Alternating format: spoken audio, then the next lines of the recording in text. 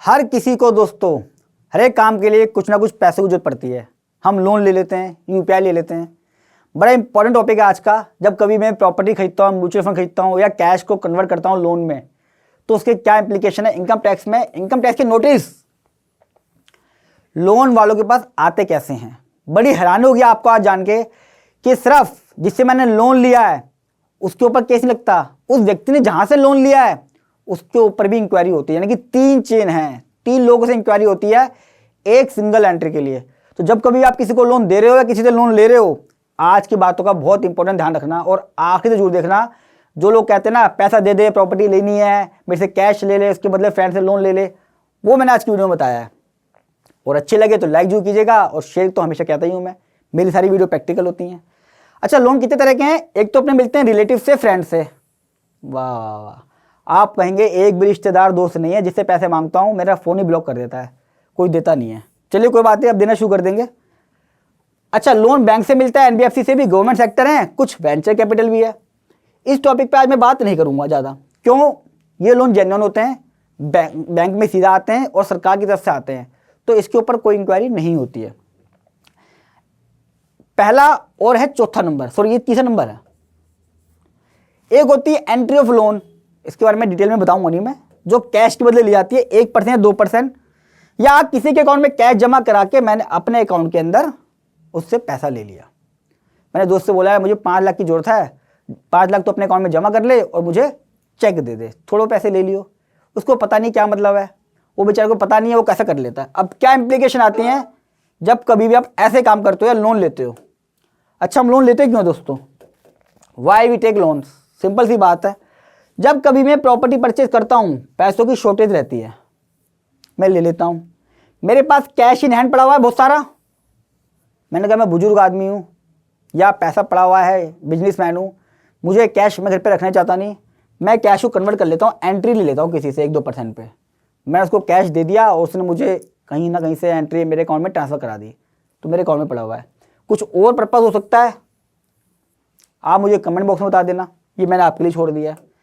तो हम loan generally लेते हैं। अब इनकम टैक्स वाले पकड़ते कैसे हैं? सबसे पहला क्वेश्चन तो ये है कि भैया इनकम टैक्स वाले कैसे पकड़ते हैं। वो कहता है इनकम टैक्स वाला huge investment in property as compare to ITR. यानी कि आईटीआर तो भरी है 5 लाख की और मैंने लोन ले लेके 1 करोड़ की प्रॉपर्टी ले ली है, पकड़ लेता है। Huge investment in FD and mutual fund या शेयर मार्केट में एज कंपेयर टू आईटीआर। मेरे पास कैश पड़ा था, मैंने 5-6 फ्रेंडों में जमा कराया और अपने अकाउंट में ले लिया और वो शेयर मार्केट में लगा दिया। वो कहता है आईटीआर भरी है 5 लाख की, शेयर मार्केट में लगा दिया 1 करोड़ रुपया या 50 लाख या 10 लाख जो भी है, एज कंपेयर टू आईटीआर। पकड़ो से बुलाओ। जब पकड़ेगा आप बोलोगे कि मैंने तो लोन लिया था।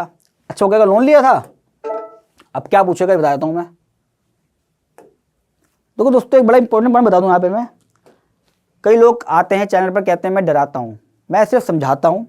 ये प्रॉब्लम्स मैं डेली लाइफ में फेस करता हूँ। लोग आते हैं परेशान होते हैं, उनको इन चीज़ों के बारे में नहीं पता, इसलिए वो लोग कैजुअल हो जाते हैं। अब आप भी मेरी वीडियो देखते हैं तो थोड़ा सा मेच्योर हो जाते हैं, इन चीज़ों को ध्यान रखते हैं। तो जितना हो सके कम से कम बेसिक तो आइडिया रखिए, बेसिक चीज़ों को ध्यान रखना है ताकि हमें दिक्कत ना आए। ऐसा ना हो बिल्कुल एडॉक बेसिस पे गंदे तरीके से हम काम कर लेते हैं, लोन ले लेते हैं। मैंने अपने दोस्त से बोला लोन दे दे, उसको कैश दे दिया, उसने कहीं और से एंट्री करा दी।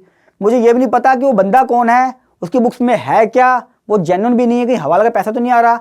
बहुत चीज़ों का ध्यान रखना पड़ता है। अब जब आप लोन लेते हैं रिलेटिव से, फ्रेंड से, तो प्लस में सेकंड पार्टी की भी डिटेल देनी पड़ती है। मैंने बताया ना, एक एंट्री के लिए 3 लोगों से कंफर्मेशन जारी है।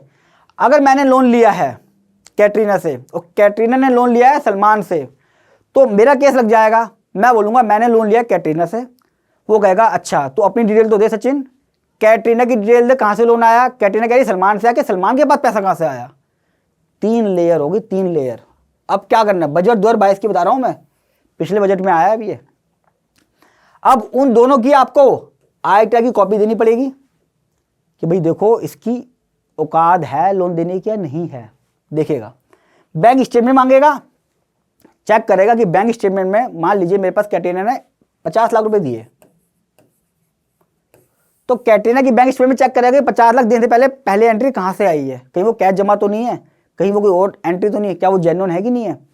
और ये 50 लाख जिससे आए होंगे, सलमान खान से आए होंगे मैं कह रहा हूँ जैसा, तो सलमान खान से पूछा जाएगा तेरे पास कहाँ से आया, उसकी भी बैंक स्टेटमेंट चाहिए। 3 लेयर हो गई, मेरी बैंक स्टेटमेंट, कैटरीना की बैंक स्टेटमेंट और सलमान खान की bank statement. Source of receipts, उनके पास पैसा कहाँ से आया बताना पड़ेगा उनको भी। कैटरीना बताएगी कि सलमान से आया है, सलमान बताएगा कहाँ से आया है। अगला पॉइंट, रीजन ऑफ लोन। मुझसे पूछा जाएगा कि तेरे को कैटरीना ने लोन दिया क्यों, तेरा उससे रिश्ता क्या है, मुझे बताना पड़ेगा कि मेरी फ्रेंड है, मेरी रिलेटिव्स है, मुझे जरूरत पड़ गई, पहले भी लेने देना चलता रहा है। कहेगा अच्छा एग्रीमेंट है कोई लोन का क्या, कंफर्मेशन लेकर आ लोन की। क्यों मांगते हैं ये, जेन्युइननेस चेक कर रहे हैं, चेक कर रहा है कि कहीं वो मेरी इनकम तो नहीं है। किसी क्लाइंट ने मुझे 10 लाख रुपए दिए, मैंने अपनी बुक्स में उसे लोन ही खड़ा कर दिया जबकि मेरी इनकम थी, वो हो सकता है ऐसा भी। तो कहता जा से कंफर्मेशन लेकर आ कि वो लोन ही था, वो तो मुझे कभी कंफर्मेशन देगा ही नहीं, क्यों, वो तो इनकम है, उसने खर्चा लिया हुआ है। क्या इंटरेस्ट चार्ज किया है कि नहीं किया है। इनकम टैक्स का एक सिंपल सा फंडा है, जब भी मैं केस कराता हूं वो कहता है तुम्हें कोई फ्री में पैसा देगा ही क्यों, इंटरेस्ट तो चार्ज करेगा, कुछ तो बेनिफिट लेगा, फ्री में पैसा देगा ही क्यों। और मोस्ट इंपॉर्टेंट, रीपेमेंट करी है नहीं करी है। मान लीजिए मैंने इस साल अगर लोन लिया, इसकी आईटीआर मैं अगले साल भरूंगा जुलाई में, उससे अगले साल नोटिस लगेगा 2024 में, 2025 में ऑर्डर पास होगा। तो जब ऑर्डर पास करेगा वो पूछेगा 2-3 साल तो निकल ही गए, वो कहेगा 2-3 साल में क्या आपने कोई पेमेंट करी कि नहीं करी है। मैं कहूँगा ना 50 लाख की एंट्री खड़ी हुई है। वो कहेगा अब तू गया, तूने कैटरीना से ये एंट्री लिए, लोन नहीं था। एंट्री में लोन में फ़र्क है। जब लोन हम किसी व्यक्ति से लेते हैं देते हैं, वो कहता मुझे रीपेमेंट कर, मुझे इंटरेस्ट पे कर। चल इंटरेस्ट तो मैंने मान लिया कि नहीं पे करेगा क्योंकि दोस्त यारी में कोई लोग दे भी देते हैं, लेकिन रीपेमेंट तो करेगा। कहेगा 3 साल से पैसे नहीं मांगा उसने, इसका मतलब ये तेरी इनकम थी, तूने एंट्री घुमाई है। रिलेशन में स्टेटस क्या है, अब कैटरीना से मेरा कोई स्टेटस ही नहीं है।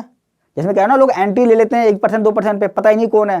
बोलेगा तू जानता कैसे उसको, मैं कहूँगा मैं तो जानता ही नहीं उसको। ला बिना जाने पैसा दे दिया, लोन दे दिया, उसको 133(6) में नोटिस भी भेजा जाएगा कंफर्मेशन के लिए। कई बार तो एड्रेस भी गलत होते हैं, फर्जी लोग होते हैं, वेरीफाई नहीं होता। क्रॉस वेरिफिकेशन भी हो सकती है संबंध देख के। कैटरीना को और सलमान को बुलाया जा सकता है कि बता भाई तूने इसको लोन क्यों दिया, किस पर्पज से दिया, तेरा पर्पज क्या था, तेरे को क्या फ़ायदा हुआ इससे, तू जानता कब था, मिला कब था, क्या सर्कमस्टांसेस थी उस समय तो सचिन को लोन देना पड़ा। अभी एंट्री वाला क्वेश्चन आ जाता है। दोस्तों मैं हमेशा बोलूँगा, दोस्तों यारों से तो लो तो लो, कभी भी ये मत लिया करो कैश के बदले। इसमें 100% फर्जी काम होता है। सब कैश जमा करा करा के दूसरे तीसरे अकाउंटों से पैसा दिलवा देते हैं लोग, और ये एंट्रियां हमेशा खुल जाती हैं। ये मत सोचिए कि आपने सिर्फ 5 लाख रुपए लिए हैं, 5 लाख में कौन पूछ रहा है, आपको कोई नहीं पूछेगा। 5 लाख 10 लाख में हो सकता है, 50 लाख में भी कोई ना पूछे, लेकिन जब उस एंट्री ऑपरेटर का केस खुलेगा उसमें लिस्ट आएगी कि इन किन लोगों ने तो पैसे लिए थे, तब आपका केस खुलेगा। जैसे अभी चल रहा है क्रिप्टो वाले केस में, एक्सचेंजों से डिटेल मंगा ली गई। वीडियो गेम वाले केसों में जो रमी सर्कल है, रमी कल्चर है, सारी डिटेल मंगा ली गई, जितने भी लोगों ने जीता है, और उन सबको नोटिस भेज दिया गया है। मैंने अपनी वीडियो में ही बताया था। तो दोस्तों कभी भी आप लोन लें, मैं मना नहीं कर रहा, ना मैं डरा रहा हूँ, आप लोन लें, भगवान करे खूब प्रॉपर्टीज़ खरीदें, लेकिन लोन लेते वक्त जो मैंने पॉइंट बताए इनका ध्यान रख लीजिए कि भाई एक लेयर का नहीं, उससे अगली लेयर का भी वास्ता पड़ेगा। जैसे किसी व्यक्ति की सैलरी है 25 लाख रुपए की, आपने उससे बोला मुझे 5 लाख दे दे, उसने अपने सोर्स से 5 लाख दे दिया, तो बोलेगा मेरी सैलरी आई थी, मैंने 5 लाख दे दिए, किसी तरह की कोई दिक्कत नहीं है।